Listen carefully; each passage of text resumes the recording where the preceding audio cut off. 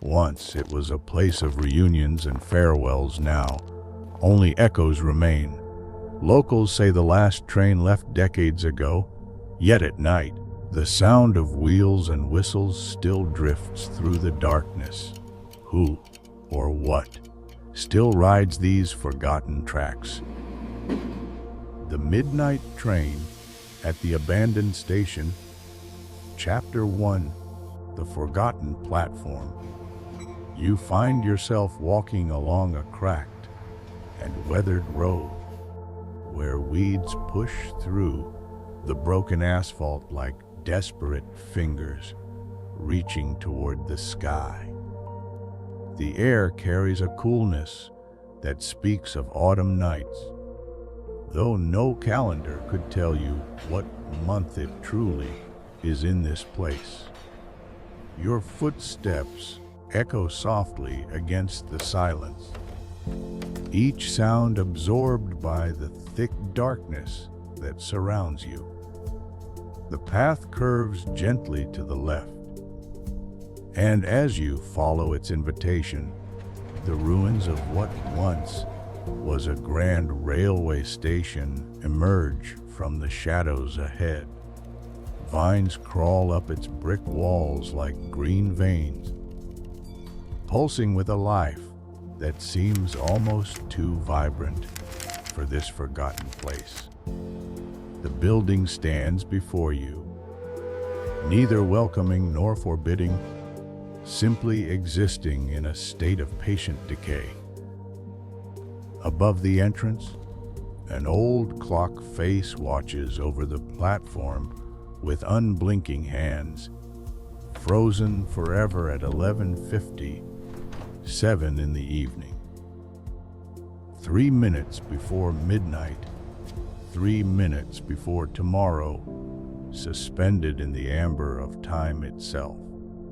The glass covering the clock has long since cracked, creating a spider web pattern that catches what little light filters down from the star-scattered sky above.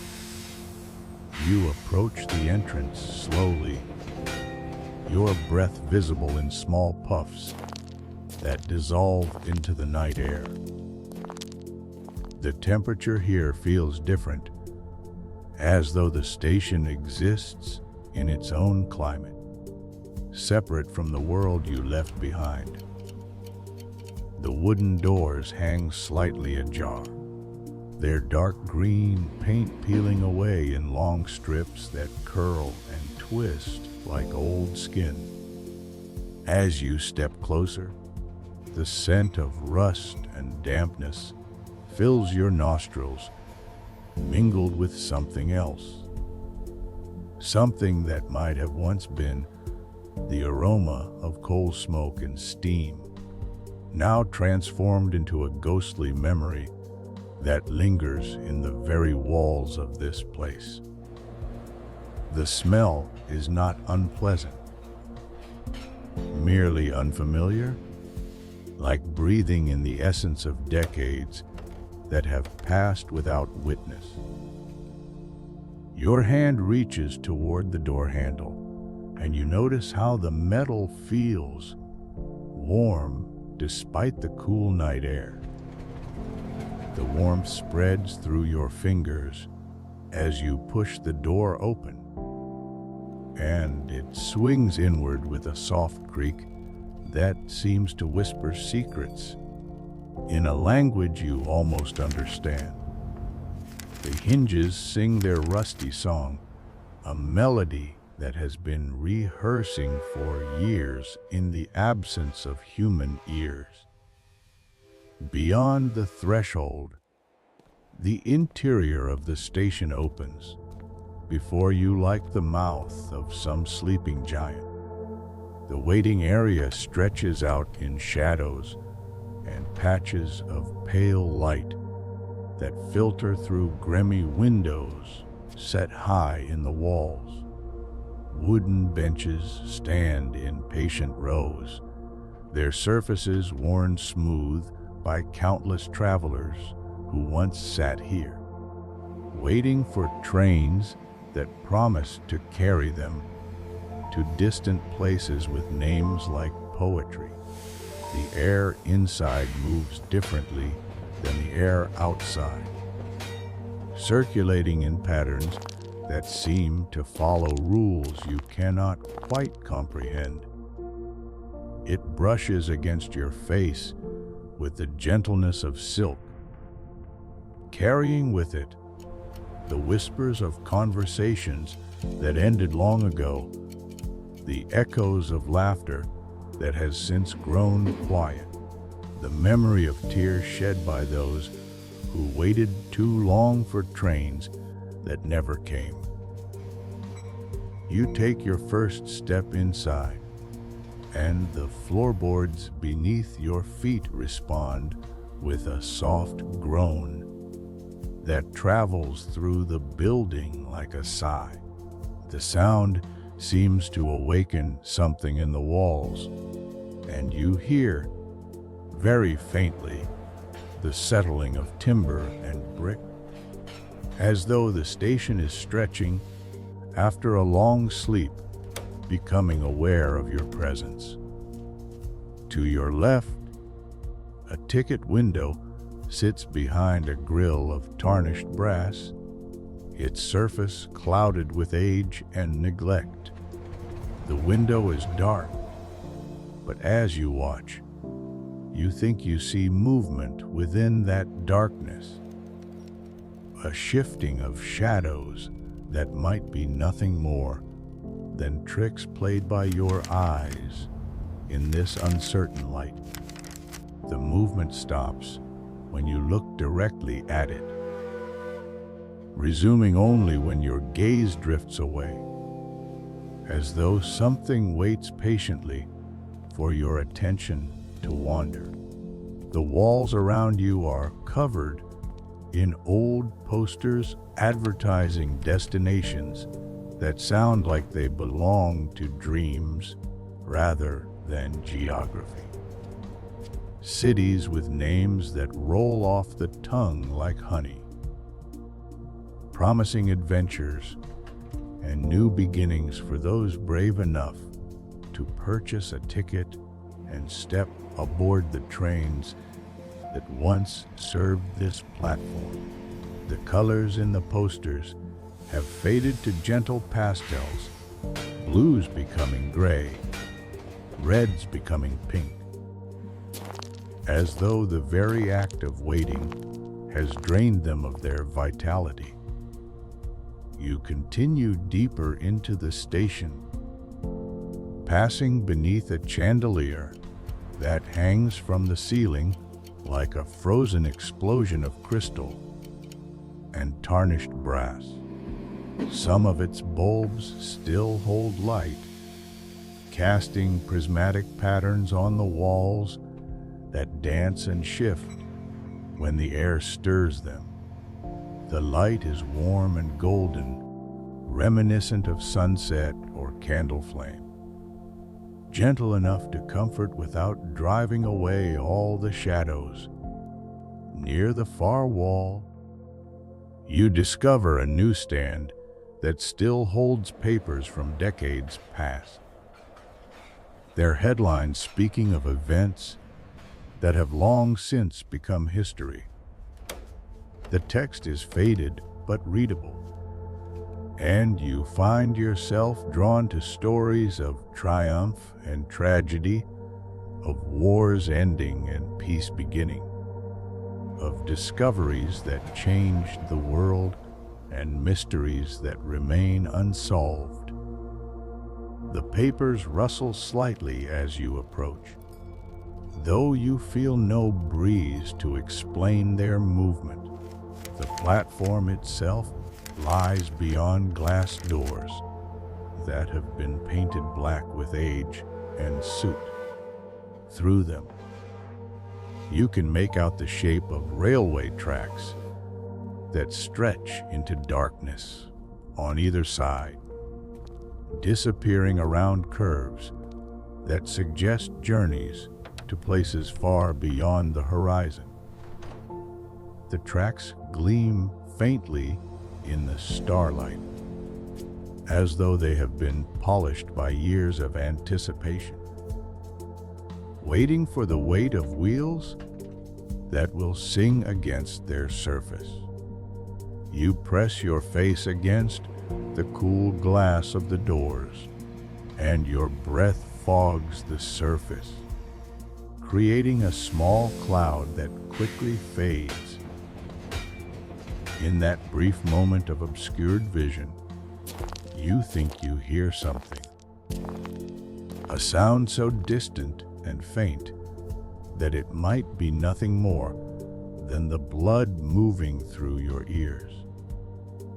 But as your breath clears from the glass, the sound comes again, carried on the night air like a message from somewhere very far away. It is the sound of a whistle, long and low and mournful, echoing across the darkness with the patience of something that has been traveling for a very long time. The sound seems to come from no particular direction, arising instead from the night itself, as though the darkness has found its voice and chosen to sing. The whistle fades slowly, its last note hanging in the air, like incense before dissolving into silence. In its wake, you notice that the station around you has grown quieter still, as though every shadow, every dust mote, every cobweb in the corners has paused to listen. The building holds its breath, and you find yourself holding yours as well, waiting for the sound to come again. But the whistle does not repeat itself, at least not yet. Instead, the station settles back into its patient waiting, and you become aware once more of the small sounds that fill the spaces between heartbeats. The soft tick of cooling metal, the whisper of air moving through spaces it was never meant to occupy, the almost inaudible hum of electricity running through wires that have not carried current for decades. You turn away from the platform doors and explore more of the waiting area, discovering details that reward your attention. A lost glove on a bench, still holding the shape of the hand that once wore it. A book left open to a page that speaks of journeys to distant shores, its edges soft with age and handling. A child's toy train painted bright red and blue, sitting beside a pillar as though placed there carefully by small hands that meant to return for it soon. Each object tells a story, and together they create a narrative of lives interrupted, journeys postponed, connections missed by mere minutes or hours. The station has become a museum of almosts and what-ifs, preserving these small dramas in amber silence for visitors who may never come. As you continue your exploration, you notice that your footsteps have begun to fall into a rhythm that matches some unheard music, as though the station itself is teaching you its tempo, guiding you into harmony with its ancient patterns. The rhythm is slow and hypnotic, like a lullaby played on instruments made of silence and shadow. The air grows warmer as you move deeper into the building, and you realize that the station is not entirely cold. Despite its abandonment, somewhere within its walls, warmth persists, as though fires still burn in hearths you cannot see, or as though the memory of warmth has become so strong that it has taken on a life of its own. You find yourself drawn to a staircase that leads to an upper level.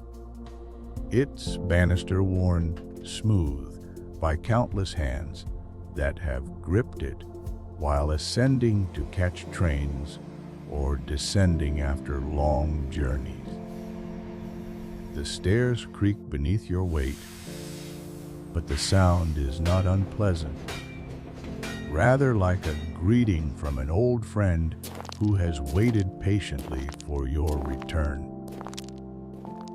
At the top of the stairs, you discover a restaurant that once served travelers, its tables still set with china and silverware that gleams despite the dust. The chairs are pushed back at odd angles, as though diners rose suddenly from their meals and never returned to finish what they had started. On one table, a cup of coffee sits half empty, its surface reflecting the light from the chandelier like a dark mirror. Through the restaurant's windows, you can see more of the rail yard, where other tracks join and separate like the branches of a great tree. In the distance, you glimpse the silhouettes of other buildings, other platforms, suggesting that this station was once part of a much larger complex, a hub where dozens of lines converged and diverged, carrying passengers to and from every corner of the world. The view from up here gives you a sense of the station's former grandeur, when steam filled the air and porters wheeled luggage across busy platforms, when the whistle you heard was answered by others, creating a symphony of departure and arrival that played from dawn until well past midnight. But that was long ago, in a time that feels more like legend than history. Now the station waits in solitude, tended only by the wind and the rain, by small creatures that make their homes in its forgotten corners, by the slow and patient work of ivy and moss that transform abandonment into something resembling beauty. You make your way back down the stairs, each step bringing you closer to the platform doors and the tracks beyond. The whistle has not sounded again, but you find yourself listening for it, straining your ears against the silence, waiting for that distant call that seems to promise answers to questions you have not yet learned to ask. As you reach the bottom of the stairs, you notice that the light in the station has subtly changed.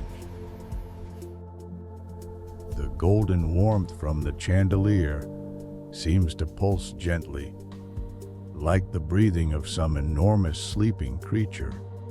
The shadows have grown deeper in some places and lighter in others, creating patterns that shift and flow like slow water.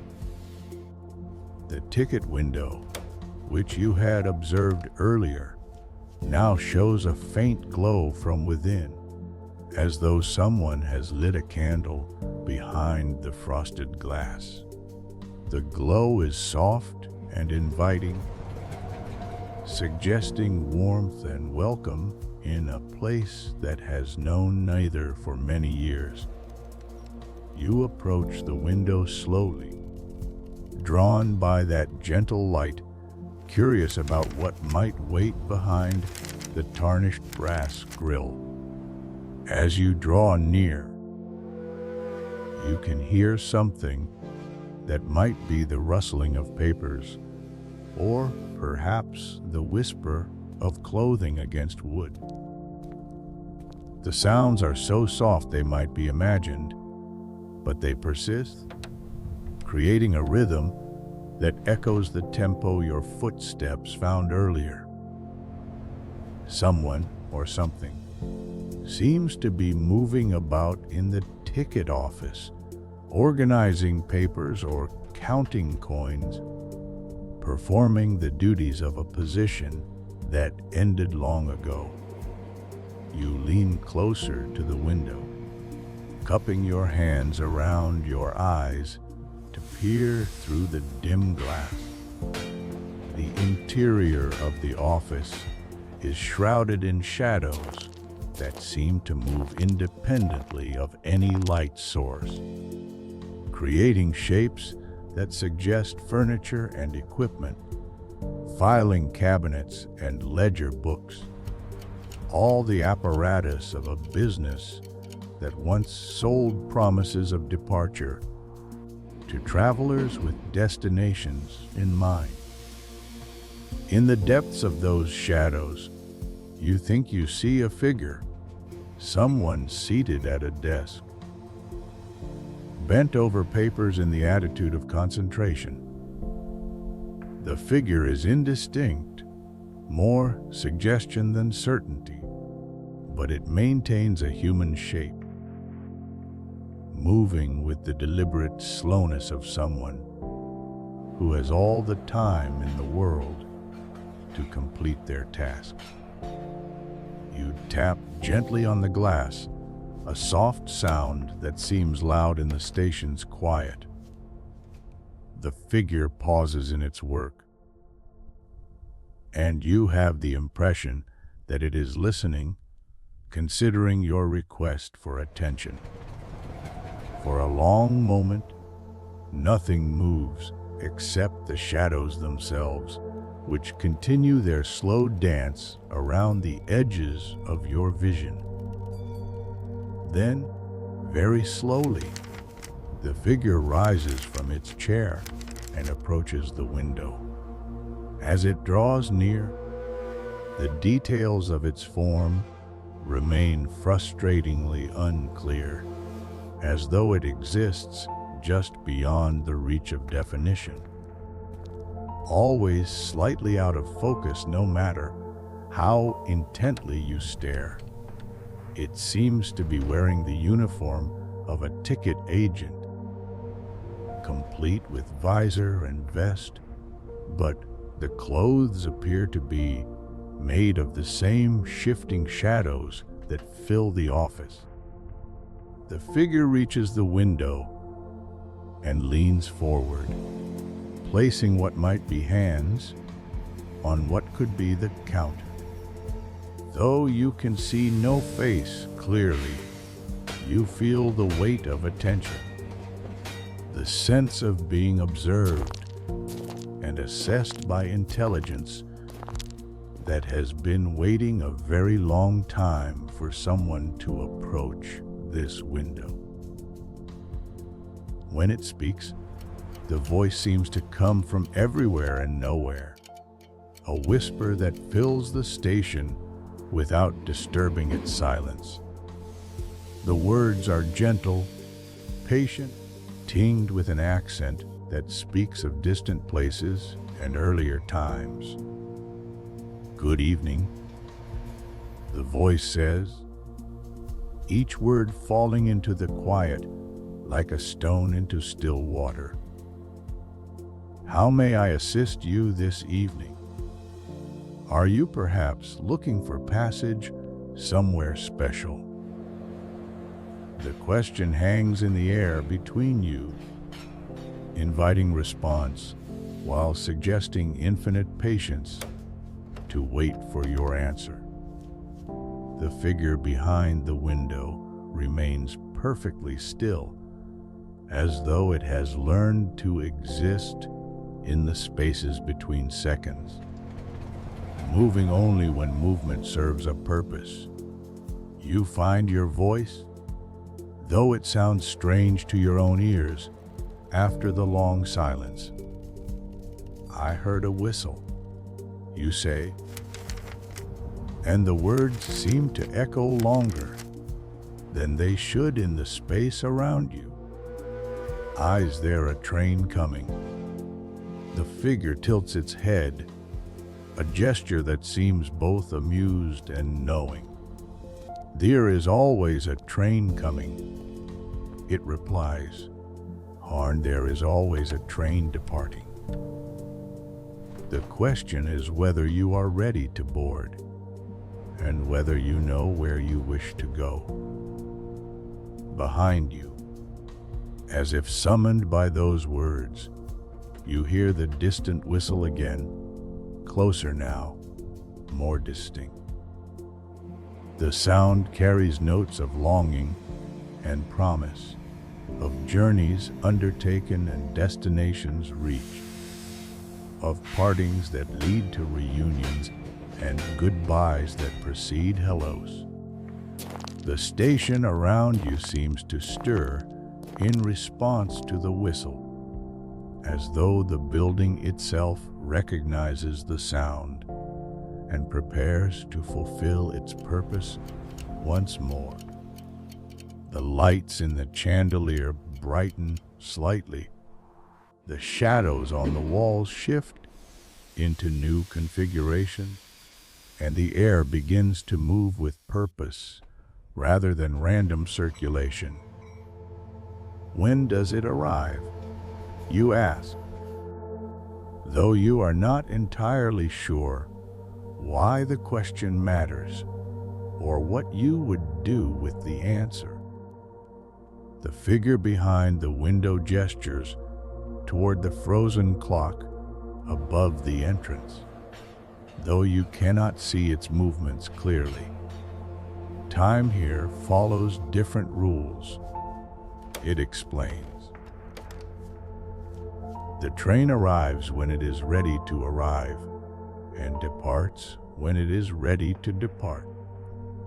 Those who wait for it must learn the patience of stones and the faith of flowers that bloom in darkness. The whistle sounds a third time, and now you can hear more than just its voice. Beneath the long, mournful note, you detect the rhythm of wheels on rails, the chuff of steam, the mechanical symphony of a great engine drawing closer across distances that may be measured in miles or years or dreams. You turn toward the platform doors, drawn by the approaching sound, and notice that the glass no longer reflects your image clearly. Instead, the surface shows glimpses of the platform beyond, where mist has begun to gather like breath made visible, curling around the pillars and pooling in the low places where rainwater might collect. The station holds its breath once more, and you hold yours with it, waiting for what is coming, knowing that the moment of arrival approaches with the inevitability of dawn following darkness. The whistle fades, but its echo remains, promising that what it heralded travels close behind. In the growing quiet, you hear the soft click of the platform doors unlocking, though no hand touches them. They swing open slowly, inviting you forward, inviting you to step onto the platform where the mist waits and the rails gleam with anticipation. The first chapter of your journey at the abandoned station draws to a close, but something much larger is about to begin. If you're enjoying this journey and want to drift into stories like this every night, make sure to subscribe, tap the little bell, and leave a gentle like so you never miss a single dream. Chapter 2: Whispers in the Dark. You step through the open platform doors, and immediately the world changes around you. The mist that you glimpsed through the glass has grown thicker, rising from the rails like breath from sleeping giants. It moves with purpose, flowing around your ankles with fingers of vapor that seem almost alive. Curious about this new presence on their long, quiet domain, the platform stretches away from you in both directions, its concrete surface cracked and stained, but somehow still solid beneath your feet. Gas lamps line the platform's edge, their glass housings clouded with age, but still holding flames that dance behind the dirty panes. The light they cast is warm and yellow, pushing back the mist in small circles that expand and contract with each flicker of the flames. You notice that the lamps seem to be lighting themselves as you pass, as though your presence awakens them from whatever dreams illuminate empty places.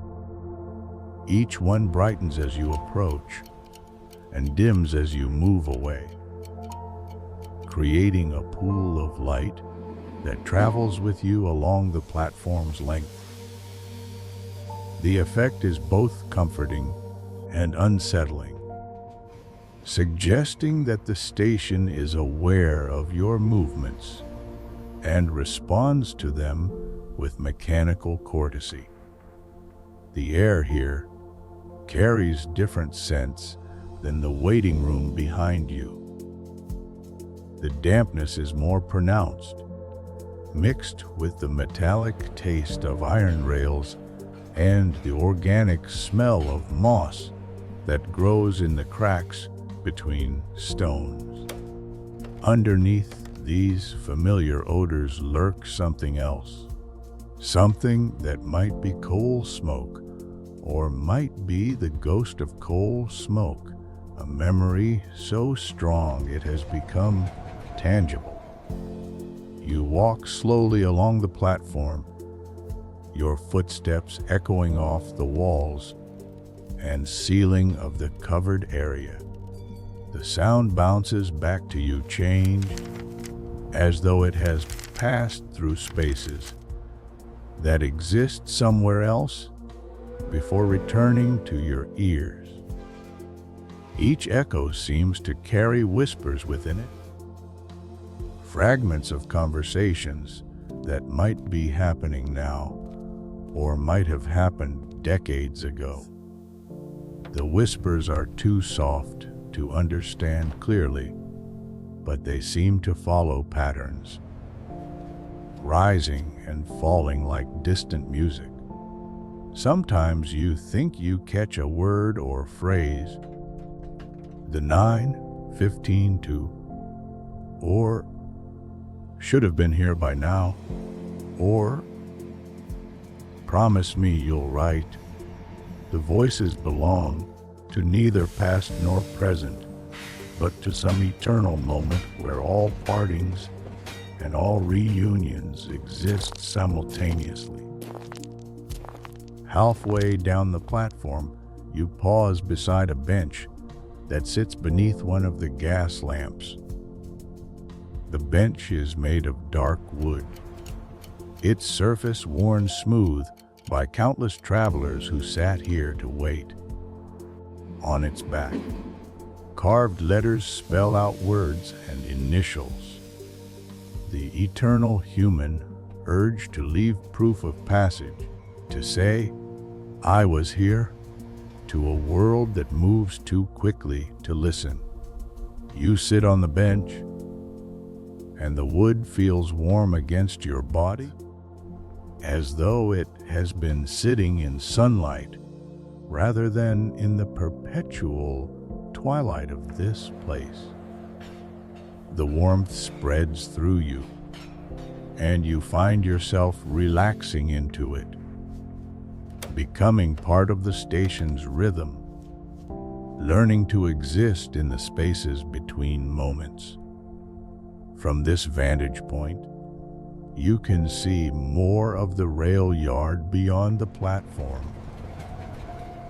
Multiple tracks diverge from the main line, creating a complex pattern of steel that disappears into the mist.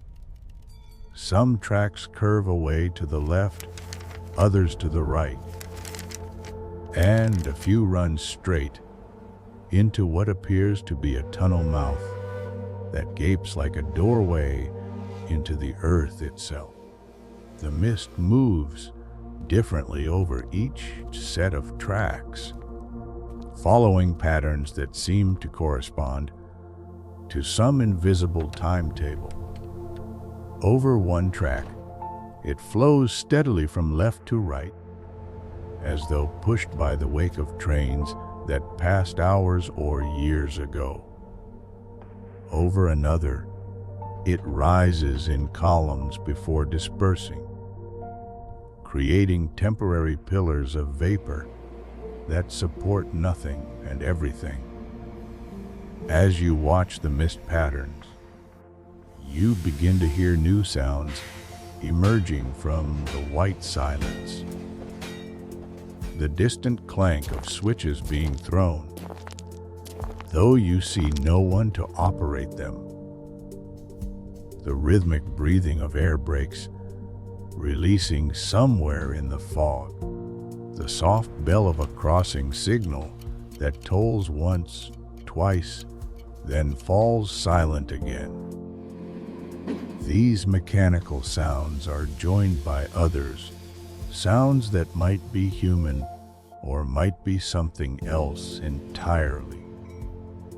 Footsteps on gravel, moving with the measured pace of someone who knows exactly where they are going. The scrape of luggage being dragged across concrete. The soft sob of someone saying goodbye, or perhaps hello, in a language that predates words. You rise from the bench and continue your exploration of the platform, drawn forward by curiosity and something that might be courage or might be the absence of fear. The gas lamps continue their automatic lighting and dimming, creating a corridor of illumination that moves with you through the thickening mist. Near the far end of the platform, you discover a signal tower that rises 3 stories into the murky air above. Its windows are dark, except for one on the 2nd floor, which glows with the same soft light you noticed in the ticket office. As you watch, shadows move behind that window, suggesting someone at work, someone tending to the complex machinery of rail traffic, even though no trains have run here for decades. The tower's door stands slightly open, revealing a narrow staircase that winds upward into darkness. The steps are wooden and worn, and they creak in a rhythm that sounds almost like Morse code, as though the building is trying to communicate something urgent in the only language it knows. You consider climbing those stairs, investigating that lighted window. But something about the tower suggests patience rather than urgency. Whatever works up there has been working for a long time and will continue working long after you have gone. The light in the window is not an invitation, but an acknowledgement, a sign that the station's deep machinery continues to function even in abandonment. Instead, you turn your attention to the tracks themselves. The rails are worn smooth by years of use, polished to a silver sheen that catches and reflects the lamplight even through the mist. Between the rails, the wooden ties rest in perfect alignment, each one precisely positioned to bear the weight of engines and cars that once thundered past with regularity. You step down from the platform onto the track bed, and immediately you feel the difference beneath your feet. The gravel crunches with each step, but the sound is muffled by the mist, absorbed into its white depths before it can echo properly. You walk along the rails, balancing on the metal strips like a child playing at being a tightrope walker, arms outstretched for balance. The rails sing softly under your weight, a barely audible hum that seems to travel for great distances in both directions. The sound is both mechanical and musical, as though the tracks remember their purpose and are trying to teach it to you through vibration and resonance. If you place your hand on the rail, you can feel the singing through your palm, a gentle tremor that speaks of connections stretching across continents. As you walk, the mist around you begins to change. What had been shapeless vapor starts to suggest forms, creating temporary sculptures that resolve into almost familiar shapes before dissolving again. A woman in a traveling dress, reaching for luggage that isn't there. A child running toward parents who may be somewhere in the fog. A conductor checking his watch, forever frozen in the moment before departure. These figures exist for only seconds before the mist reclaims them. But in those brief moments, they seem absolutely real, as solid and present as you are yourself. They do not acknowledge your presence, lost as they are in their own eternal moments, playing out scenes from journeys that began long ago and may never end. The whistle sounds again, much closer now. And this time, you can tell it comes from the tunnel ahead of you. The sound emerges from that dark mouth, like a voice from the underworld, carrying with it the promise of revelation and the threat of change. The mist swirls more actively in response, as though stirred by the pressure wave that precedes the approaching train.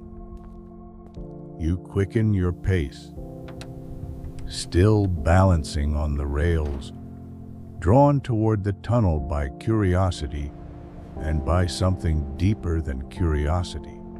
The gas lamps along the platform grow dimmer behind you as you move beyond their reach, but the mist itself seems to carry its own light, a phosphorescent glow that makes navigation possible even in the growing darkness. The tunnel mouth looms ahead of you, a perfect arch cut into what might be a hillside or might be something else entirely.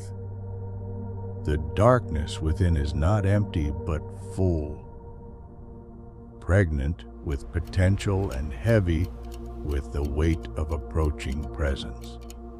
The whistle echoes from those depths once more, closer still, and now you can hear the mechanical symphony that accompanies it. The chuff of steam escaping from cylinders, the rhythmic clank of driving rods and connecting pins, the hiss of air brakes, and the squeal of flanges against rail curves. All the sounds that announced the approach of great engines in the days when iron horses pulled strings of cars across distances that imagination could barely encompass. But underneath these mechanical sounds, you detect something else. Something that raises the hair on your arms and sends a chill down your spine that has nothing to do with the night air. It is the sound of voices, many voices, carried on the wind that precedes the train. They are singing, or perhaps chanting, in harmonies that no human chorus could achieve. The voices are neither male nor female, neither young nor old, but something that encompasses all possibilities of human sound, while transcending them entirely. They sing wordless melodies that seem to contain entire languages, entire cultures, entire histories of departure and arrival, of journeys undertaken in hope and completed in transformation. You stop walking and stand perfectly still on the rails, listening to that impossible chorus as it grows louder with the approaching train. The mist around you begins to glow more brightly, and you realize that the light comes not from the vapor itself, but from something moving within it, something that uses the mist as a medium for illumination, the way water carries the light of the moon. The ground beneath your feet begins to vibrate, not with the regular rhythm of train wheels, but with something more complex, more alive. It feels as though the earth itself is singing, adding its deep bass notes to the chorus that emerges from the tunnel. Your bones resonate with that subterranean music, and you feel yourself becoming part of the harmony, whether you choose to or not. You turn to look back toward the platform, and you see that it has changed. The gas lamps now burn with steady, bright flames, and figures move between them. Passengers waiting for the train that approaches through the tunnel. They wear clothing from different eras, different decades, as though time has folded in on itself and deposited travelers from across the centuries on this single platform. Some wear the long coats and high collars of the Victorian era. Others sport the sleek lines and bright patterns of more recent times. A few are dressed in styles you do not recognize, suggesting they come from times that have not yet arrived, or from places that exist only in possibility. They all share the same patient stance, the same expectant gaze toward the tunnel mouth, waiting for something they know will come. You begin walking back toward the platform, stepping from tie to tie, with careful precision. The mist parts before you like curtains, revealing glimpses of the waiting passengers more clearly. They do not seem to see you, lost as they are in their own anticipation, but you feel their presence as surely as you feel the approaching train. As you draw closer to the platform, you notice that some of the waiting figures are familiar, though you cannot place where you might have seen them before. A woman in a blue dress who seems to be waiting for news that will change everything. A man in a gray suit who checks his pocket watch repeatedly, as though he can hurry time through the force of his attention. A child who clutches a paper bag and stares down the tracks with eyes that hold too much knowledge for someone so young.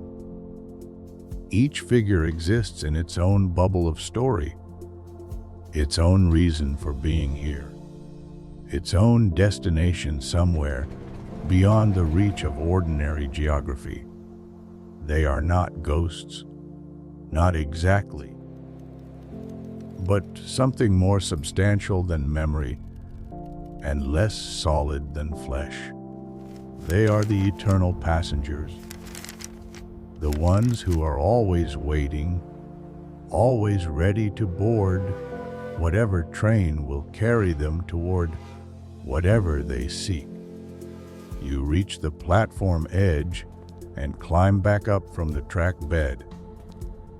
The concrete feels different now, warmer and more alive, as though the approaching train has awakened something deep in the foundation of this place. The gas lamps pulse in rhythm with the vibrations from the tunnel, creating a visual heartbeat that synchronizes with the growing mechanical symphony. The other passengers move aside as you pass among them, not actively avoiding you, but simply making space, as though they have always known you would be here, as though your presence was factored into their eternal wait from the beginning. Their eyes remain fixed on the tunnel mouth, but you sense acknowledgement in their peripheral vision, acceptance in the way they shift to accommodate your passage.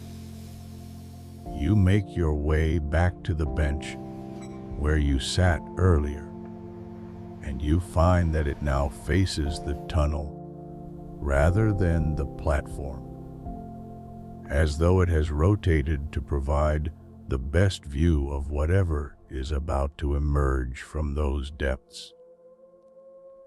You sit down again, and the warm wood welcomes you back, inviting you to join the vigil, to become part of the great waiting that defines this place.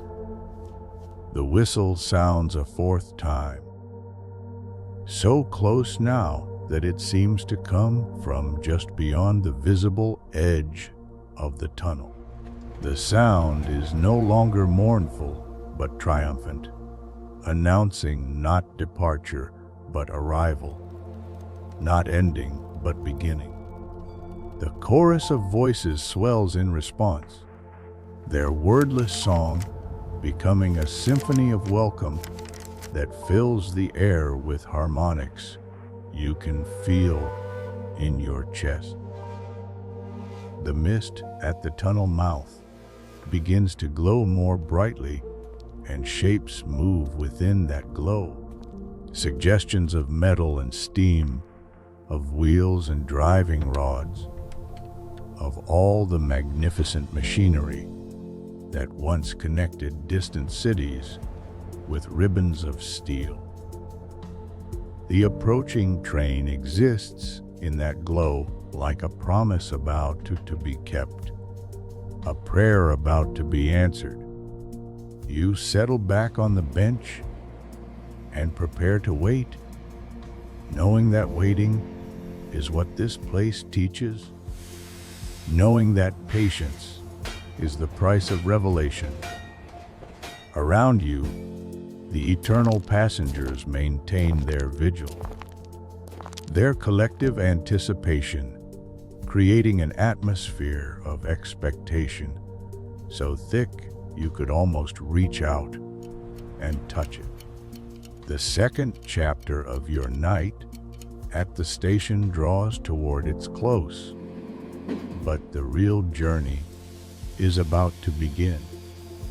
In the tunnel mouth, light grows brighter with each passing moment, and the song of approaching wheels harmonizes with voices that have been practicing this welcome for longer than memory. Soon, very soon, the train will arrive and everything will change. Chapter 3. The arrival, the light in the tunnel grows steadily brighter, transforming from a soft glow to something more substantial, more purposeful. It does not flash or flicker like electric illumination, but maintains the steady warmth of flame magnified beyond all reasonable proportion.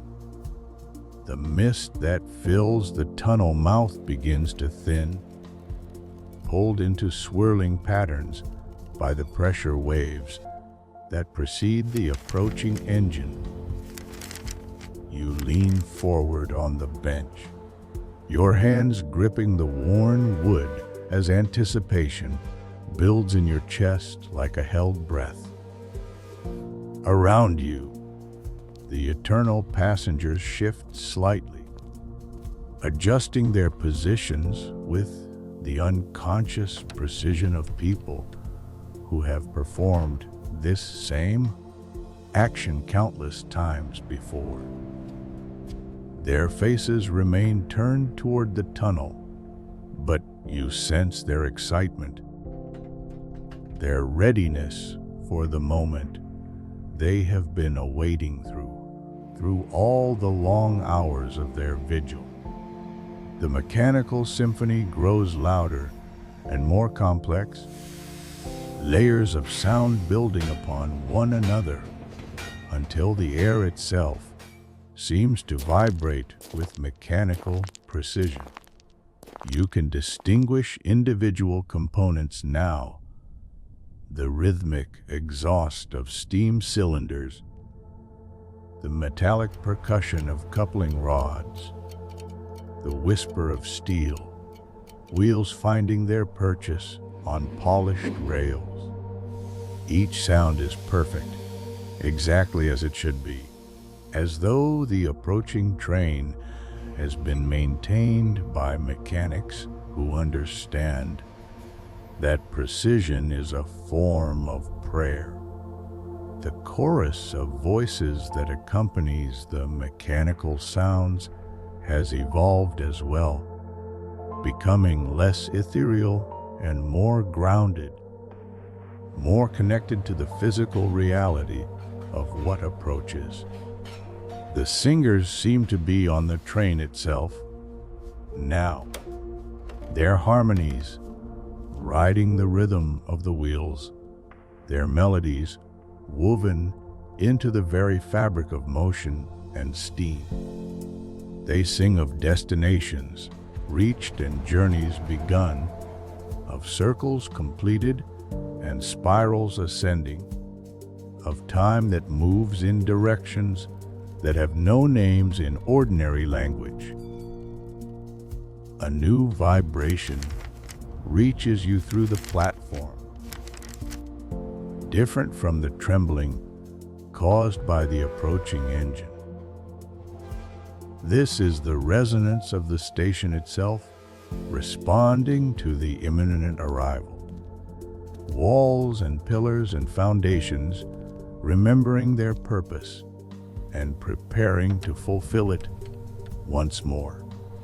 The gas lamps burn brighter in response, their flames reaching upward like flowers turning toward the sun, and the mist around the platform begins to move in organized patterns, forming pathways and clearances for whatever is about to emerge.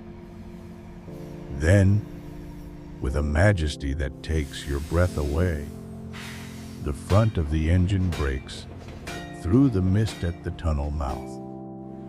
It emerges slowly, deliberately, like a great ship sailing out of fog into clear harbor. The locomotive is enormous, larger than any train you have ever seen, its black bulk gleaming with moisture from its passage through the underground darkness. Brass fixtures catch the light and throw it back in golden reflections, and the headlamp blazes like a captured star, illuminating the platform with warm white radiance. The engine is beautiful in the way that only perfectly functional things can be beautiful. Every line and curve serving a purpose, every detail contributing to the magnificent whole. Steam rises from various ports and valves, creating a nimbus of vapor that surrounds the locomotive like breath made visible. The driving wheels are taller than you are, their polished surfaces reflecting the platform lights as they turn with hypnotic regularity. Behind the engine, cars begin to emerge from the tunnel, each one distinct from the others, but unified by the same attention to detail, the same loving craftsmanship that speaks of an era when travel was ceremony and transportation was art. The cars are painted in deep colors, midnight blue and forest green and burgundy red, with gold leaf trim that traces elegant patterns along their sides. Windows glow with warm light from within, suggesting comfort and luxury, waiting for those who choose to board. The train moves with impossible smoothness, its passage so fluid that it seems to float rather than roll. There is no jerking or swaying, no mechanical harshness to disturb the dreamlike quality of its approach. It moves like time itself moves, with inevitable grace and perfect timing, arriving exactly when it was meant to arrive and not a moment sooner or later. As more cars clear the tunnel mouth, you begin to see passengers through the illuminated windows. They sit in comfortable seats or stand in elegant corridors, their faces serene with the contentment of those who have found their proper place in the world. Like the waiting passengers on the platform, they wear clothing from various eras, suggesting that this train serves destinations that exist outside the normal flow of time. Some passengers read books or newspapers that glow with their own light. Others gaze out the windows at scenery you cannot see, their expressions suggesting wonder at vistas that exist somewhere beyond the mist. A few sleep peacefully in their seats, their dreams visible as soft auroras that play around their heads like halos of colored light. The train continues to emerge from the tunnel, car after car, until you begin to wonder if it has an end at all, or if it stretches back through the underground darkness indefinitely. A procession of possibility that connects this platform to every other platform that has ever existed or ever will exist. The locomotive has already passed your position on the platform and is beginning to slow, its wheels singing against the rails in harmonies that make your bones resonate with sympathetic vibration. Steam hisses from the air brakes as the engineer brings the magnificent machine to a gradual halt. The process takes several minutes. Such is the train's enormous length and the precision required to position it exactly where it needs to be. Each car must align perfectly with designated spots on the platform, invisible markers that only the engineer can see. Guidelines written in a language of steam and steel that has been refined over centuries of practice.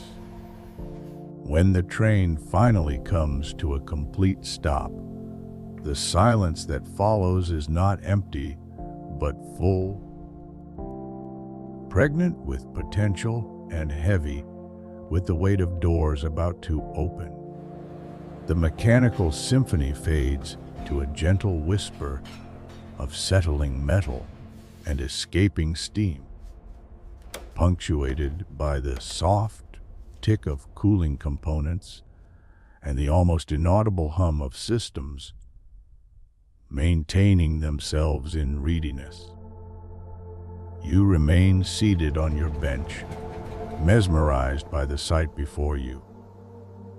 The train stretches along the platform in both directions, its cars disappearing into the mist at the edges of your vision.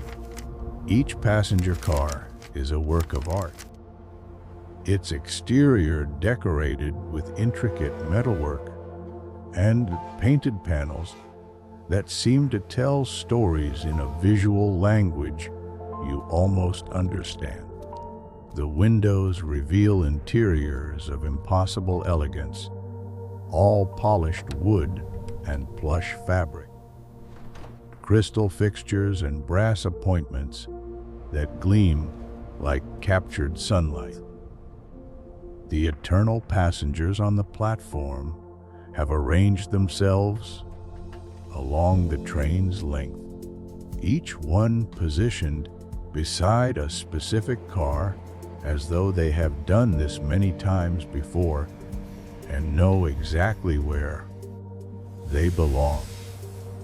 They wait with the patience of those who understand that some ceremonies cannot be rushed, that some moments must unfold according to their own natural rhythm.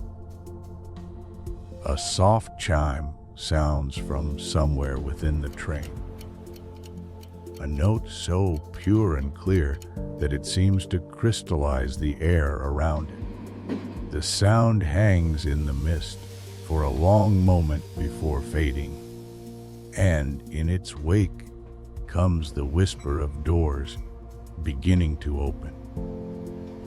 The sound is synchronized along the train's entire length, dozens of doors moving in perfect unison, each one revealing a rectangle of golden light that spills onto the platform like liquid warmth. From these rectangles of light, figures begin to emerge. They are dressed as conductors and porters, their uniforms crisp and immaculate despite the train's long journey through whatever regions it has traversed. They move with the practiced efficiency of those who have performed these duties for so long that every gesture has become a form of meditation, every action a prayer to the gods of safe passage and timely arrival. The conductors position themselves beside the open doors, their faces serene with the satisfaction of those who serve a purpose greater than themselves. They do not call out destinations or departure times, for such mundane concerns have no meaning here. Instead, they simply wait, their presence an invitation rather than an announcement, their silence more eloquent than any words could be. One conductor, distinguished by the silver threads in his dark uniform and the particular way he carries himself, walks slowly along the platform toward your bench. His movements are unhurried but purposeful, and you sense that he has been expecting you, that your presence here is not a surprise, but a fulfillment of some long-standing appointment. He stops before you and removes his cap, revealing silver hair that gleams in the light from the train windows. His face is neither young nor old, but something beyond both, marked by the kind of wisdom that comes from having overseen countless journeys to destinations that exist in the spaces between certainty and possibility. "Good evening," he says, and his voice carries the same quality as the station's whispers, present everywhere and nowhere, emerging from the mist itself rather than from any particular throat or tongue. "We have been expecting you for quite some time. Are you ready to board?" You find yourself rising from the bench without conscious decision, drawn upward by the gravity of the moment and the weight of the question. The conductor's eyes are kind, but infinitely deep, holding reflections of all the passengers he has served and all the destinations he has helped them reach. In those depths, you catch glimpses of your own reflection, but change somehow, prepared for something you do not yet understand. Where does the train go? You ask, though you suspect the answer will be more complex than any simple destination. The conductor smiles, and his expression contains multitudes of compassion and understanding. "That depends entirely on you," he says. "This train goes wherever its passengers need to go, whenever they need to go there. Some journeys are measured in miles, others in years, and still others in transformations that have no units at all." He gestures toward the open door nearest your bench, and you see that the interior beyond is more spacious than the exterior dimensions should allow. The car stretches away into golden distances, its eyes aligned with seats that seem to adjust themselves to accommodate each passenger's needs. Some seats face forward, others backward, and a few are oriented toward windows that show views of landscapes that shift and change even as you watch. The important thing, the conductor continues, is that you have heard the whistle and felt the call. That alone qualifies you for passage, should you choose to accept it. But I must warn you, once you board, you become part of the train's story, subject to its schedule and committed to its destinations. There is no getting off at intermediate stops, no changing your mind halfway through the journey. Around you on the platform, the eternal passengers have begun to board, each one greeted by a conductor who seems to know them personally. They move with the slow dignity of pilgrims approaching a shrine, their faces illuminated by anticipation and something that might be relief. They have waited so long for this moment that the actual boarding seems less like departure than like homecoming.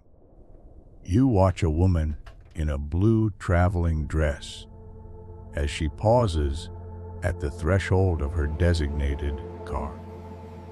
She turns back toward the platform once, her gaze sweeping over the mist and the gas lamps and the empty benches, and you see in her expression a mixture of farewell and gratitude. Then she steps aboard, and the golden light from within seems to embrace her, welcoming her into whatever story the train will carry her toward. A man in a gray suit follows, his pocket watch now forgotten in his vest, as he surrenders himself to the train's timing rather than his own. His step is light as he boards, as though a great weight has been lifted from his shoulders, as though he has finally found the schedule that matches his soul's true rhythm.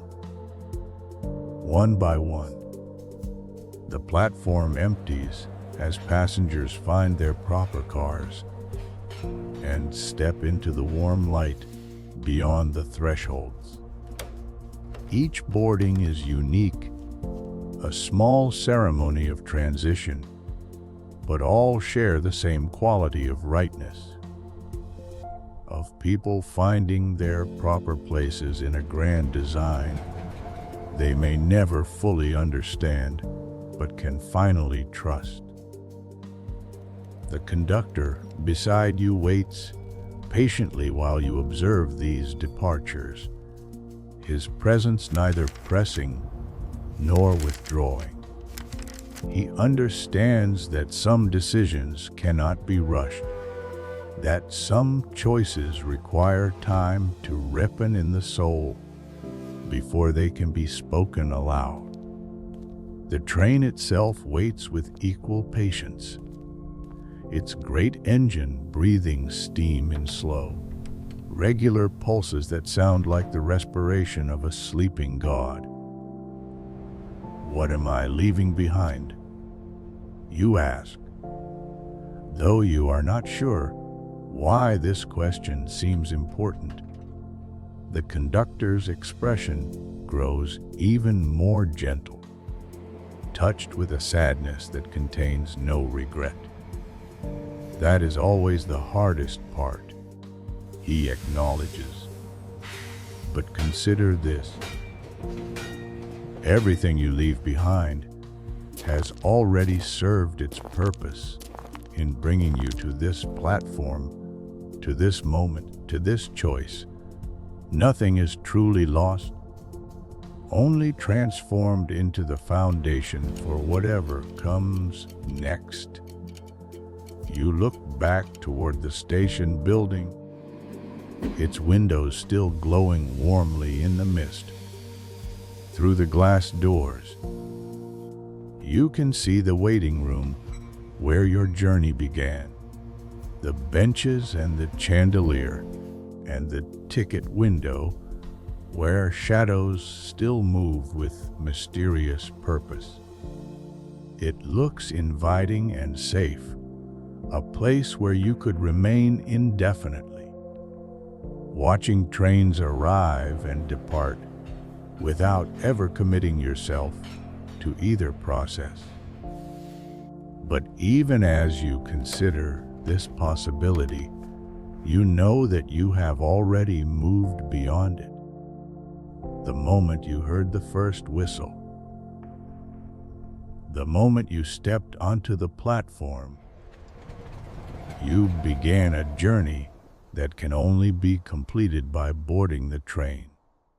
Remaining behind would be like stopping a sentence halfway through, leaving a story unfinished, abandoning a song before its final note.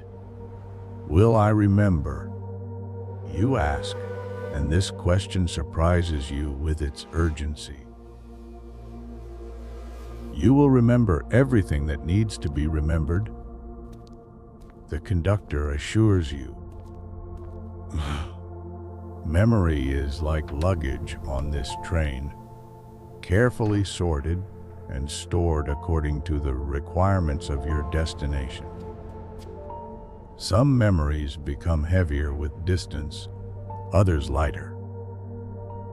Some fade to make room for new experiences. Others grow more vivid as they ferment in the cellar of the soul. The train gives a gentle sigh of steam, and you feel rather than hear a subtle change in its breathing, a preparation for movement that communicates itself through vibrations in the platform and shifts in the quality of light from the windows. Other conductors along the train's length begin to close doors that no longer wait for passengers, their movements synchronized with the precision of a well-rehearsed orchestra. The train is preparing to depart. The conductor observes unnecessarily, for you can feel the truth of this in your bones, in the way the mist has begun to swirl with purpose rather than random motion. If you are going to board, now is the time to decide. You take a step toward the open door, drawn by the warm light and the promise of seats that adjust to accommodate whatever posture your soul requires. The interior of the car seems to extend an invitation, the very air within it reaching out to welcome you into its golden embrace. But you pause at the threshold, held back by one final question.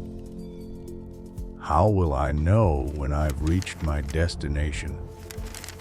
The conductor's smile deepens, becoming something that encompasses vast amusement and profound affection. Oh, he says, you'll know. Everyone always knows when the time comes. The train has its own wisdom about these things, its own perfect timing. Trust in that, and everything else will follow naturally. He steps aside, creating a clear path between you and the door. The choice is entirely yours now, free from influence or pressure. Supported only by your own understanding of what this moment means and what it might lead to.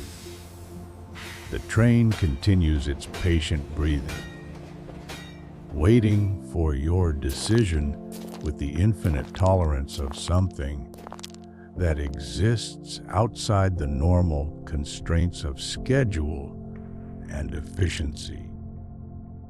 Behind you, the platform has grown quiet and empty, the gas lamps dimming now that their primary purpose has been served. The mist thickens around the edges, suggesting that this opportunity like all true opportunities, exists within a window that will eventually close. But there is no sense of urgency, no artificial pressure to decide before you are ready. You think of all the stories you have heard of trains like this, mythical conveyances that carry passengers to destinations that exist in the spaces between what is and what could be. You think of the eternal passengers who have just boarded, finally finding their way to whatever they have been seeking through all the long hours of their wait. You think of the conductor's words about transformation, about journeys measured in changes rather than miles. The whistle sounds once more, not from the engine this time, but from somewhere deep within the train itself. A note that seems to emerge from the collective dreams of all its passengers. The sound is both farewell and greeting, both ending and beginning, a musical statement that encompasses every paradox of departure and arrival. You close your eyes and step forward, feeling the threshold pass beneath your feet like the boundary between one world and another. The warmth of the car's interior surrounds you immediately, not just physical warmth, but something deeper. The embrace of belonging, of finding your proper place in a story larger than yourself. When you open your eyes, you are inside the train, and the conductor is closing the door behind you with gentle finality. Through the window, you can see the platform beginning to fade into the mist, the station building becoming a memory preserved in golden amber. The bench where you sat is still visible, waiting for the next traveler who will hear the whistle and follow its call to this moment of choice. The car around you is even more beautiful than it appeared from outside. Its interior, a masterpiece of craftsmanship and care. The seats are upholstered in rich fabrics that seem to glow with their own inner light, and the walls are paneled with wood, so perfectly finished that it reflects your image like a mirror made of grain and growth rings. Other passengers occupy some of the seats, and they nod to you with the courtesy of fellow travelers who understand that everyone aboard has made the same difficult choice, has stepped across the same threshold of trust and possibility. Their faces are peaceful, marked by the particular serenity that comes from finally moving in the right direction after long periods of uncertainty. You make your way down the aisle, guided by an instinct you cannot name toward a seat that seems to have been waiting specifically for you. It is positioned beside a window that shows views of the station you are leaving. And as you settle into its welcoming embrace, you feel the subtle adjustment of cushions and supports that accommodate your particular form and posture. The train gives a gentle lurch forward, so smooth it feels more like the world moving backward beneath you than like your own movement through space. Through your window, you watch the platform slide past. The empty benches and dimming lamps fading into the mist that seems to close behind the train like water closing behind a ship. The last thing you see of the station is the signal tower, its single lighted window still glowing in the second floor, suggesting that whatever work continues there will go on long after your departure, maintaining the mysterious mechanisms that govern the arrival and departure of trains that serve destinations beyond the reach of ordinary maps. Then the station is gone, swallowed by the mist and the darkness, and the train carries you forward into whatever territory lies ahead. The wheels beneath. You sing their steel song against the rails, a rhythm that seems to match the beating of your heart. And you realize that the third chapter of your night has ended, but the real journey has only just begun. Chapter 4, Passengers of Nowhere. The train settles into its rhythm of movement, wheels finding their perfect tempo against rails that seem to extend infinitely in all directions. You sink deeper into your seat, which continues to adjust itself around you with the solicitous care of furniture that has learned to anticipate its occupants' needs. The fabric beneath your hands is soft as silk, but warm as wool, and it pulses gently with what might be the train's heartbeat or might be your own. Synchronized now with the great mechanical organism that carries you forward.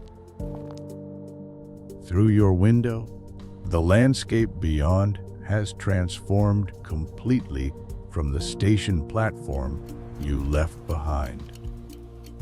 Instead of mist and gas lamps, you now see vistas that shift and flow like painted backdrops in some cosmic theater. Sometimes the view shows rolling hills covered in grass that waves in breezes you cannot feel. Sometimes forests where every tree seems to glow with its own inner light. Sometimes cities whose spires reach toward skies filled with stars arranged in patterns that form no recognizable constellation. The remarkable thing about these changing views is how natural they seem, how easily your mind accepts the impossibility of passing through so many different climates and terrains without any sense of transition. The train moves through geography the way dreams move through memory, following connections that exist below the level of conscious logic, linking places by emotional resonance rather than physical proximity. You turn your attention to your fellow passengers, curious about the others who have chosen to make this journey. The car is perhaps half full, with individuals and small groups scattered throughout its length in arrangements that seem both random and purposeful. Each passenger appears absorbed in their own experience of travel, yet all contribute to a collective atmosphere of peaceful expectation, like members of a congregation sharing the same unspoken prayer. In the seat across the aisle from you, an elderly woman sits knitting something that appears to be a scarf or shawl, though the pattern seems to change each time you look at it. Her needles move with mechanical precision, creating fabric that shifts between colors and textures in ways that should be impossible, but seem perfectly natural in this context. She hums softly as she works, a melody that harmonizes with the rhythm of the wheels and adds another layer to the train's complex symphony. Several rows ahead, a young man reads from a book whose pages glow with soft light, illuminating his face from below in a way that makes him look like a scholar in some ancient library. You cannot see the title of the book, but you notice that he never seems to turn the pages, as though the text rearranges itself beneath his gaze, telling a story that adapts to the reader's needs rather than following any fixed narrative. Near the front of the car, a small group of passengers plays cards at a table that folds down from the wall between their seats.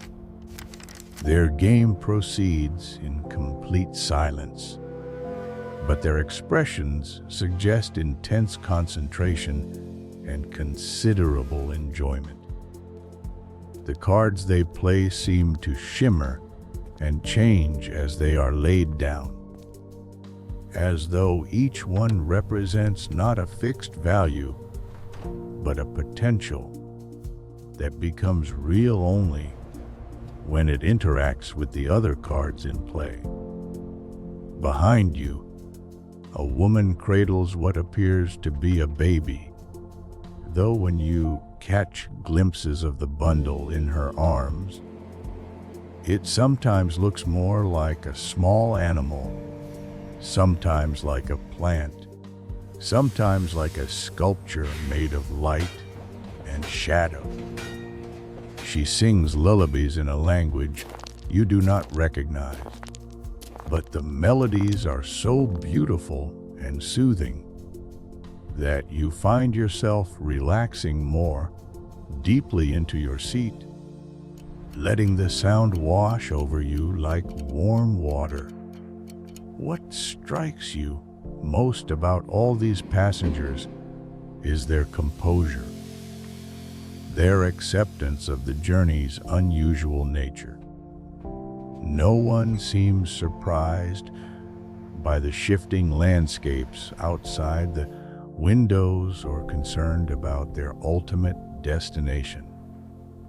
They have the air of people who have waited a long time for this particular train and are now content to let it carry them wherever it needs to take them. A conductor enters your car from the forward direction, moving down the aisle with the measured pace of someone conducting an important ceremony. He is not the same conductor who helped you board, but he shares the same timeless quality, the same sense of having served in this capacity for longer than memory can measure.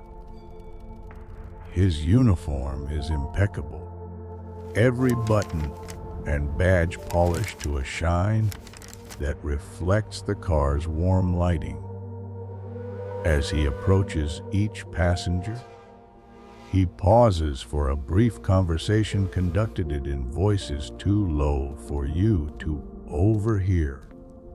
Some passengers show him tickets that appear to be made of materials you cannot identify, papers that seem to be woven from moonlight or carved from crystallized music. Others simply nod, and the conductor nods in return, apparently satisfied by some form of acknowledgement that requires no physical documentation. When he reaches your seat, the conductor stops and regards you with eyes that seem to contain depths measured in centuries rather than years. His expression is kind but penetrating, as though he can see not only who you are, but who you have been and who you might become. "Ticket, please," he says, and his voice carries the same quality as the whistle that first called you to the station, echoing from sources you cannot locate and resonating in chambers of your heart you did not know existed.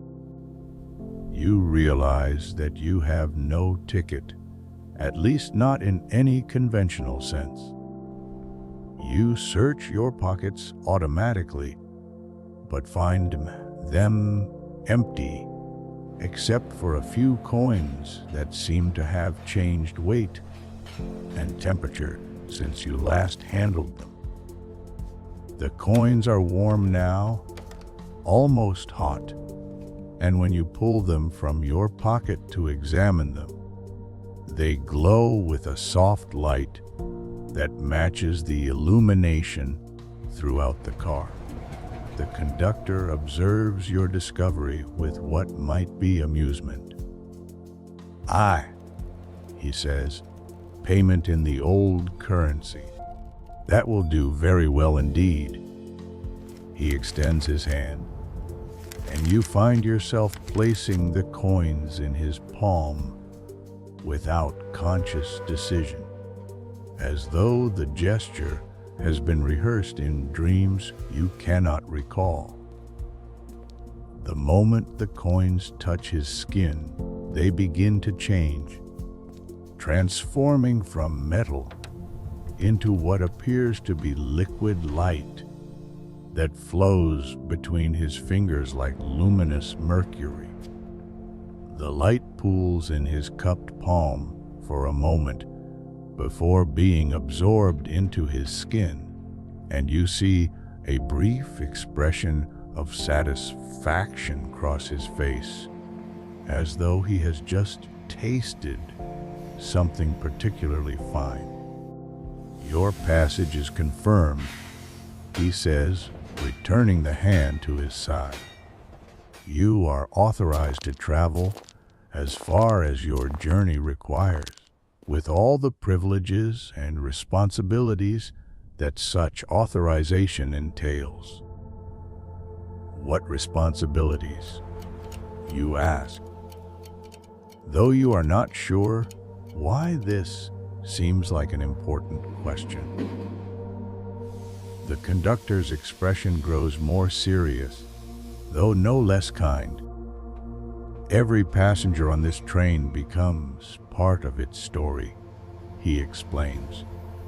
"Your experiences, your choices, your transformations during the journey contribute to the collective narrative that determines where the train goes and who it serves. You are no longer merely a traveler, but a co-author of the ongoing tale that gives this conveyance its purpose and power." He pauses, allowing this information to settle in your mind like sediment in still water. Around you, the other passengers continue their various activities, but you sense that they are listening to this conversation with the attention of people who remember having it themselves at some point in their own journeys. This means, the conductor continues, that you cannot remain entirely passive during your time aboard. The train will present you with choices, with opportunities to act or refrain from acting, with moments when your decisions will influence not only your own destination, but the destinations of others as well. Some find this responsibility burdensome, but most discover it liberating once they understand that every choice is also a gift. You nod, though you are not entirely sure you understand what you are agreeing to. The conductor seems to recognize your uncertainty and offers a reassuring smile. Do not worry overmuch about these matters now, he says. Understanding comes with experience, and experience comes with time. For now, it is enough that you are here, that you have chosen to board, that you have paid your fare in the currency that matters most. What currency is that? You ask. Willingness. The conductor replies without hesitation. Willingness to leave behind what you have known in order to discover what you might become. It is the only fare we accept, and the only payment that has any value for journeys such as this. He tips his cap to you in a gesture of formal courtesy and continues down the aisle toward the next passenger. You watch him go, noting how each person he speaks with seems to sit a little straighter afterward, as though his visit has confirmed something important about their presence on the train.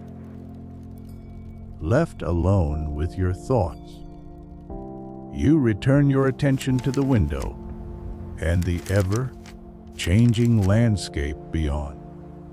The view now shows what appears to be a vast library, its shelves stretching up beyond the limits of vision and extending in all directions like a forest made of books.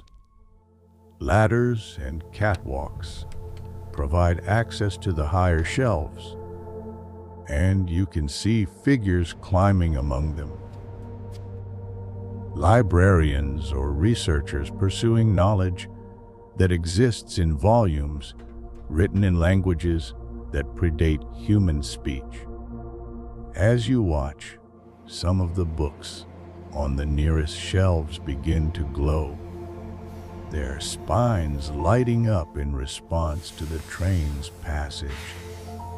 The illumination spreads from book to book like a wave, creating patterns of light that pulse in rhythm with the wheels below.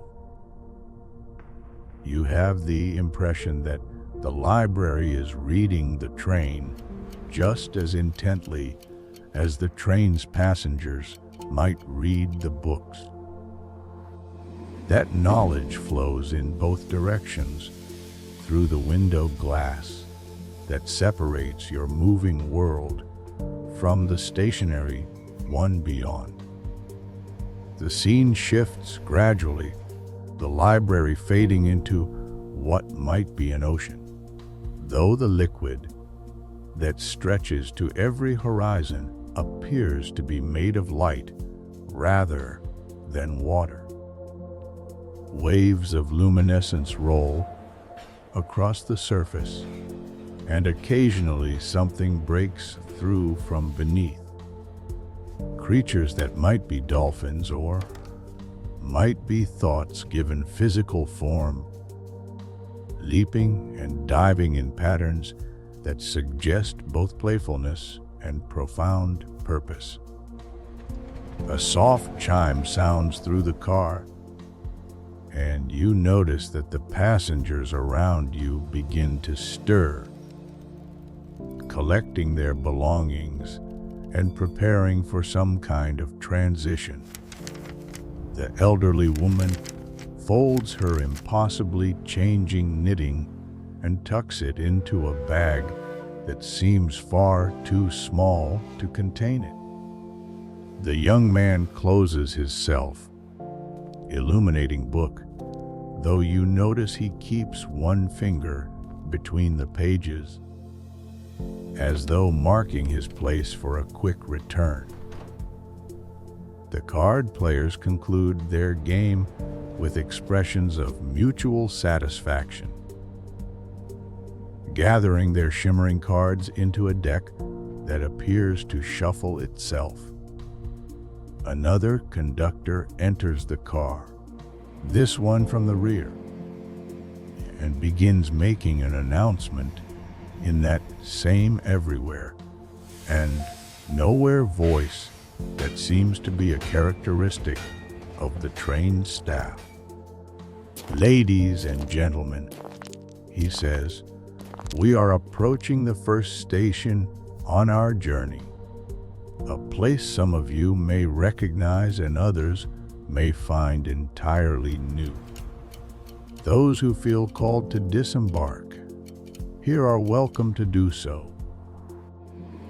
with the understanding that this train will continue on its route and may not return to this particular station for some time." You feel a slight change in the train's motion, a gradual slowing that is so smooth you might not have noticed it, if not for the announcement. Through your window, the ocean of light begins to show features along what might be a shoreline. Structures that seem to be built from crystallized music and inhabited by beings of pure possibility. Some of your fellow passengers rise from their seats and move toward the doors, their faces showing the mixture of excitement and apprehension that accompanies all arrivals at unknown destinations. The woman with the changing bundle kisses whatever she holds and whispers something to it before standing and joining the small group preparing to disembark. You remain in your seat, certain without knowing why that this is not your stop, that your journey requires more time and distance before it reaches its proper conclusion. Through your window, you watch as the train slides into what appears to be a station made entirely of colored glass, its platforms and pillars refracting the light into rainbow patterns that dance across every surface. The passengers who are leaving bid farewell to those who remain, though their goodbyes seem more like "until we meet again" than final partings. They understand something about the nature of this journey that allows them to separate without sadness, secure in the knowledge that all travelers on this train are part of the same larger story, even when their individual chapters lead them to different pages. As the train comes to a complete stop, the doors open with that same synchronized whisper you heard at the abandoned station. The departing passengers step out into the kaleidoscope light of the glass station, and you watch through your window as they are greeted by figures who seem to have been waiting specifically for them. Guides or friends or family members whose forms shift between human and something more abstract, more archetypal. The reunion scenes you witness are beautiful beyond description, full of recognition and joy, and the particular satisfaction that comes from completing a journey that required faith more than planning. Each passenger finds their proper welcome, their appropriate next chapter, their designated threshold into whatever story they came here to join.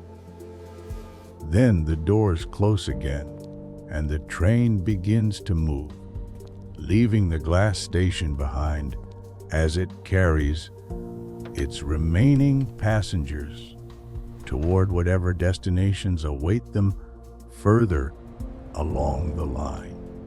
You settle back into your seat, feeling the train's rhythm re-establish itself, feeling your own heartbeat synchronize once again with the great mechanical pulse that drives this impossible conveyance through territories that exist only because someone believed they should. The fourth chapter of your journey draws toward its close, but you sense that the most important parts of the story still lie ahead. Waiting in stations made of materials that have no names and populated by passengers who have learned to travel light, carrying only what they need for transformations that can be neither predicted nor avoided. Outside your window, new landscapes begin to form in the distance, promising further revelations and deeper mysteries. The train carries you toward them with the patient inevitability of sunrise, and you close your eyes, preparing yourself for whatever wonders the next station might hold. Chapter 5: The Journey. That never ends.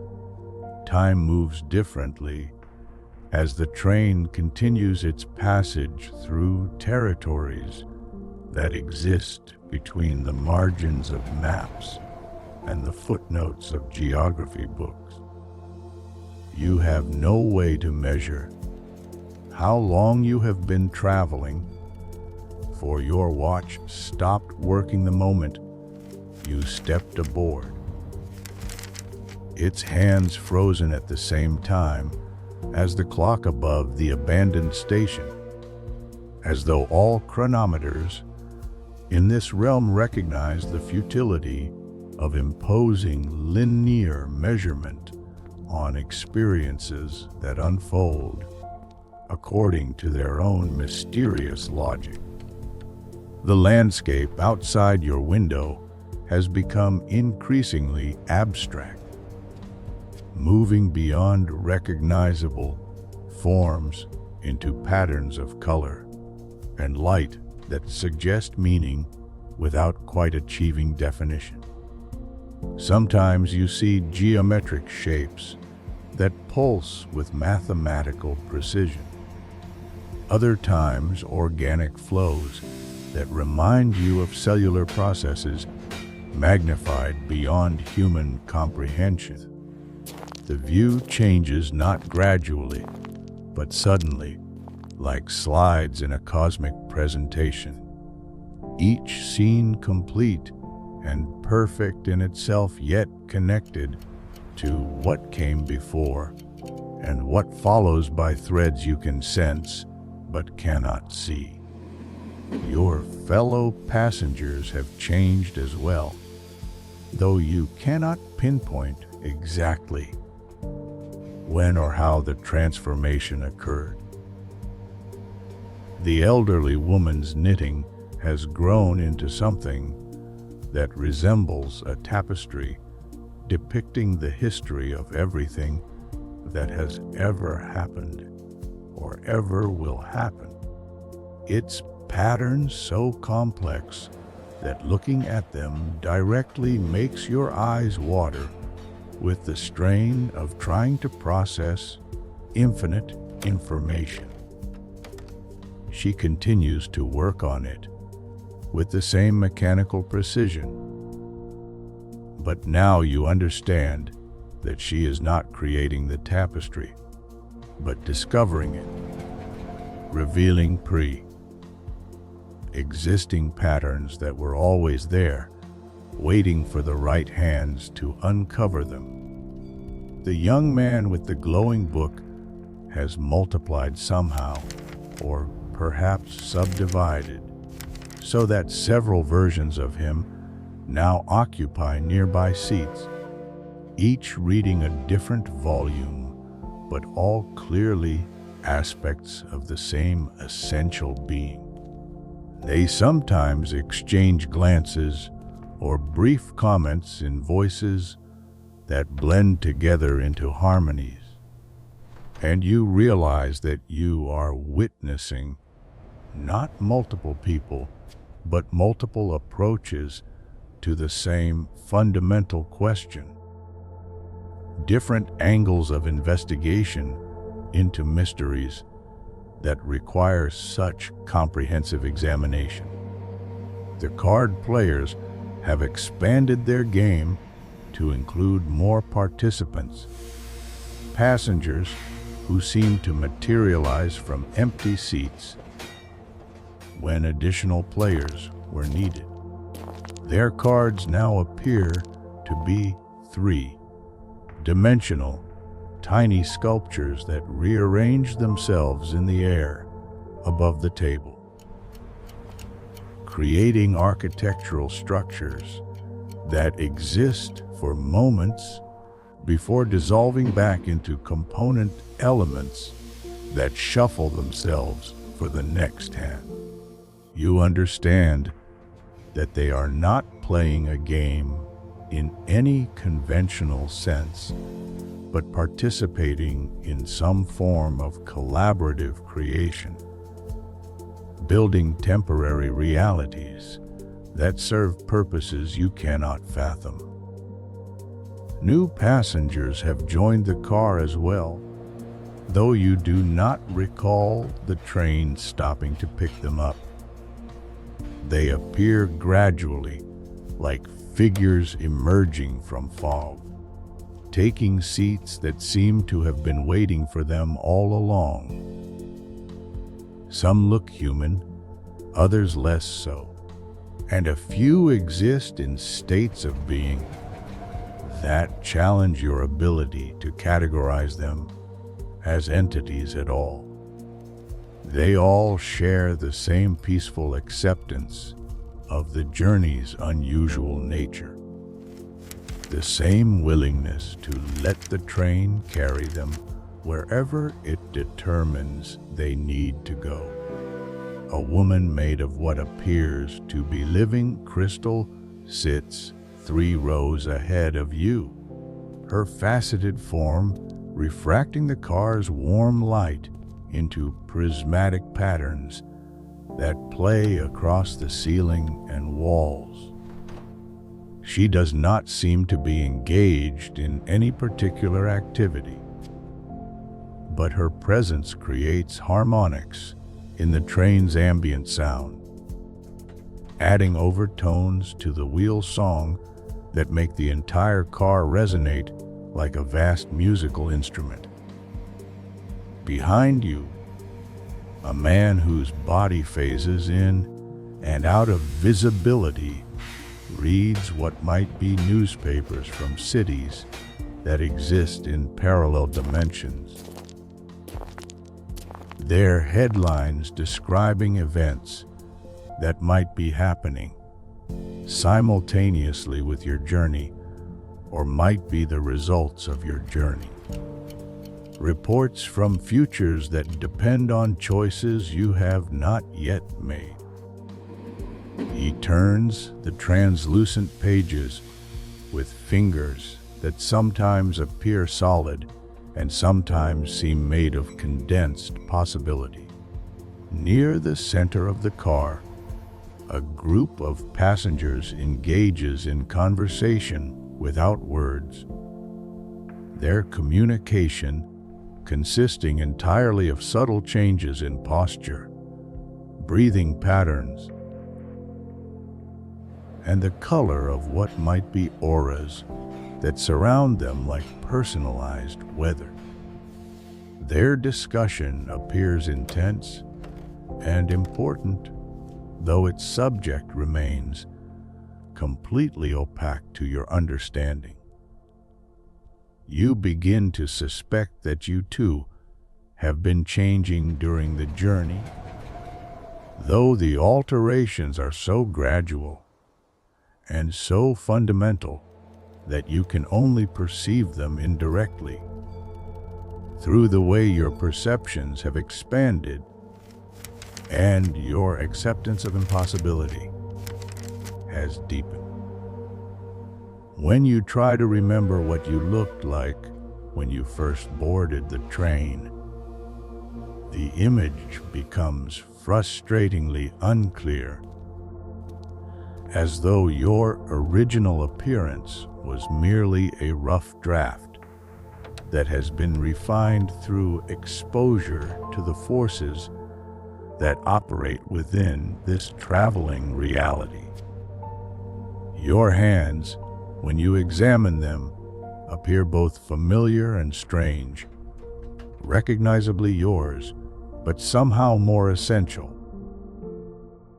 as though they have been distilled down to their pure function, their capacity to touch and manipulate and create, stripped of all unnecessary decoration. The same seems true of your entire body, which feels lighter, yet more substantial, less burdened by the random accumulations of physical existence, but more connected to the fundamental processes that animate all living things. The train itself has been evolving as well, its interior expanding to accommodate the growing complexity of its passenger manifest. The car that initially seemed spacious but contained now feels vast, its ceiling lost in shadows that might extend infinitely upward, its length stretching beyond the reach of vision in both directions. New sections appear as needed, generating themselves from the train's essential template, but customized for the particular requirements of each passenger's journey. You discover that you can move freely between these sections, exploring chambers designed for purposes you can barely imagine. One car contains nothing but mirrors, each one showing a different version of yourself, some familiar and others utterly alien, all apparently authentic reflections of who you are or might become under different circumstances. Another car serves as a library, its shelves stocked with books that write themselves as you read them, stories that adapt to your interests and needs, knowledge that presents itself exactly when you are ready to receive it. A third car appears to be a workshop where passengers can create objects using materials that exist only within the train's reality. Here you find the woman with the bundle, though what she held has transformed into a small garden that she tends with tools made of crystallized intention.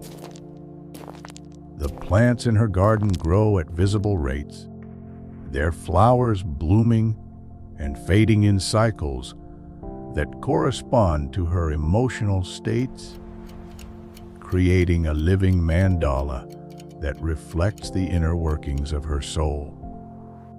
In the workshop, you experiment with the available materials, discovering that the act of creation here involves not imposing your will on resistant substances, but collaborating with elements that want to become whatever they are meant to become. You shape objects from what might be liquid music, carve sculptures from solidified emotions, weave fabric from the threads that connect all things to all other things. Each creation teaches you something about the nature of making, about the relationship between intention and manifestation, about the responsibility that comes with the power to bring new realities into being. Time in the workshop moves according to project requirements rather than external measurement. You spend what feels like hours perfecting a small sculpture that represents your understanding of the journey so far, only to discover, when you return to your original seat, that no time has passed at all, or perhaps that all of eternity has compressed itself into the moment you were absent. The view from your window now shows landscapes that change according to the collective dreams of the passengers, morphing from one impossible vista to another as sleeping minds contribute their unconscious visions to the external reality. You see cities built from frozen music, forests where the trees are made of crystallized time, oceans of liquid starlight populated by creatures that swim through dimensions rather than water. Sometimes the window shows not places, but pure concepts given visual forms, the color of longing, the shape of hope, the texture of transformation. These abstract presentations are somehow more real than the representational landscapes, more true to the essential nature of the journey you are taking. They require different kinds of perception, ways of seeing that bypass the rational mind and connect directly with parts of yourself that understand meaning without requiring explanation. A soft announcement echoes through the train, though you cannot identify its source or even be certain that it consists of words in any recognizable language. The sound carries meaning directly into your consciousness, bypassing your ears entirely. The train is approaching another station, one that will offer certain passengers the opportunity to disembark if they feel called to do so. You sense, rather than see, the train beginning to slow, its rhythm shifting in ways that affect the emotional atmosphere of the car. More than its physical motion, some passengers begin to gather their belongings, though what they collect seems to consist more of experiences and revelations than physical objects. The woman made of crystal begins to resonate with new frequencies, her harmonics suggesting anticipation and readiness for transition. Through your window, structures begin to form out of the abstract landscape, coalescing into what appears to be a station built from architectural principles that exist only in dreams. The platforms curve through dimensions that have no names, and the waiting areas extend into spaces that somehow contain more room than their boundaries should allow. Figures move through these impossible geometries with the ease of beings who have learned to navigate by emotional rather than physical landmarks. The end.